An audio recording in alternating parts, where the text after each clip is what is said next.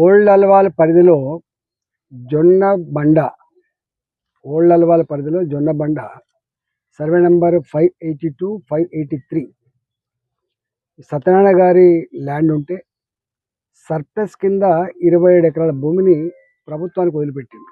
Surplus land కింద declare చేశారు. ఇక్కడ ఒక కొండయ్య, పెద్ద కొండయ్య, రాజు అంటే వీళ్ళ వయసు, ఈ పెద్ద కొండయ్య చిన్న కొండయ్య వయసు 67 సంవత్సరాలు, 65 సంవత్సరాలు. ఈ పెద్ద కొండయ్య చిన్న కొండయ్య ఇక్కడనే పుట్టిండ్రు. అంటే ఆనాడు ఇక్కడ రూపాయికి ఎకరం తీసుకోవడానికి కూడా సిద్ధంగా లేకపోతే, ఆనాడు పన్ను కట్టుకోవడానికి కూడా కెపాసిటీ లేకపోతే, ఆనాడు వీళ్ళు పొట్ట చేత పట్టుకొని వీళ్ళ తాతలు ఇక్కడ వచ్చి బండ కొట్టుకుంటూ స్థిర నివాసాన్ని ఏర్పాటు చేసుకున్నాడు. ఇవాళ ఇక్కడనే గుడి ఉంది.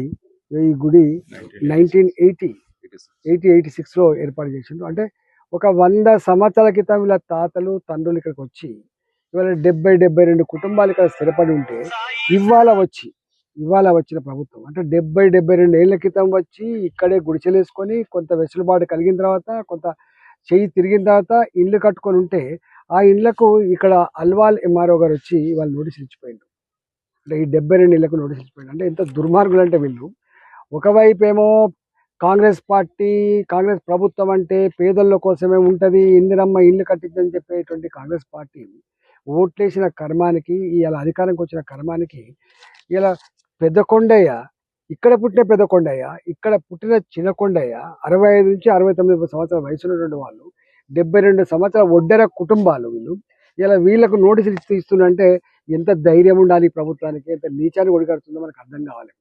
ఇవాళ భూ కబ్జాదారులకు, ల్యాండ్ మాఫియాలకు, ఇలా పైరవీలు చేసుకున్న వాళ్ళకేమో అండగా ఉంటున్న సర్కార్ పేదలకు మాత్రం నీడ లేకుండా చేయడానికి ఇలా కట్టుకున్న వీళ్ళకు నోటీసులు ఇచ్చి మెర్సిలెస్గా, అంటే మానవత్వం కూడా లేకుండా హైడ్రా లాంటి అధికారులను పంపించి ఇల్లు కూలగొట్టి వాళ్ళ బతుకులలో మట్టి కొట్టే దుర్మార్గానికి ఒడిగడుతుంది రేవంత్ రెడ్డి సర్కార్. ఇవాళ హెచ్చరిస్తూ ఉన్నాం. ఇవాళ ఈ ఒడ్డరులు, ఈ దళిత బిడ్డలు, ఈ గిరిజన బిడ్డలు 100 ఏళ్ల క్రితం చాలా దిక్కుల మనం నల్ల చెరువు కాడికి పోయి వచ్చాం. మహబూబ్ నగర్ నుంచి వచ్చారు వాళ్ళ పాపం. వాళ్ళ మొత్తం కుటుంబం అంతా కూడా హ్యాండ్ టు మౌత్, రెక్కాడితే కానీ డొక్కనిండని వాళ్ళు కుటుంబాన్ని పోషించుకుంటుంటే, కనీసం సామాన్ తీసుకుందామంటే కూడా 2 గంటలు టైం ఇవ్వకుండా ఇలా దౌర్జన్యం చేస్తూ ఉన్నారు. ఇప్పటికే వైద్య ఆరోగ్య శాఖలో పనిచేసే వాళ్ళకు జీతాలు ఇచ్చే పరిస్థితి లేదు. ఇవాళ 3 ఏళ్లుగా పనిచేస్తున్నటువంటి సర్పంచులు, ఎంపీటీసీలు, వార్డు మెంబర్లు వాళ్ళ గ్రామాలలో అభివృద్ధి చేసే వాళ్ళకి ఇవ్వడానికి పైసలు లేవు. ఇవాళ ఇక్కడ చిన్న కాంట్రాక్ట్ చేసే వాళ్ళకు డబ్బులు ఇవ్వడానికి లేవు. ఒకవైపు రాష్ట్ర ఆర్థిక స్థితి అంతా కూడా దిగజారిపోయిందని చెప్పుకుంటూ, ఇవాళ ఇంకొక వైపు ఇవాళ మూసీ ప్రక్షాళన పేరిట 50 ఏళ్ల క్రితం, 60 ఏళ్ల క్రితం మూసీ నదిని ఆనుకొని పట్టా భూములలో ఇల్లు కట్టుకున్నటువంటి వాళ్ళని కూడా దౌర్జన్యంగా రిమూవ్ చేస్తున్న పరిస్థితి ఇలా వార్తల్లో చూస్తూ ఉన్నాం. నేను అంటున్నా, పోయే కాలం వచ్చినట్టుంది. ఇలా ఈ ప్రభుత్వానికి పోయే కాలం వచ్చినట్టుంది. ఆనాడు కేసీఆర్ తన నైజమేందో బయటపడడానికి 6 ఏళ్ళు పట్టింది. కానీ రేవంత్ రెడ్డి నైజమేందో తెలవడానికి 6 నెలలు కూడా పట్టలేదు. కనీసం గత పాలకులు ఇలా వీళ్ళు చెప్తున్నది, ఆనాడు మాకు ఇందిరమ్మ ఇక్కడ ఇచ్చింది.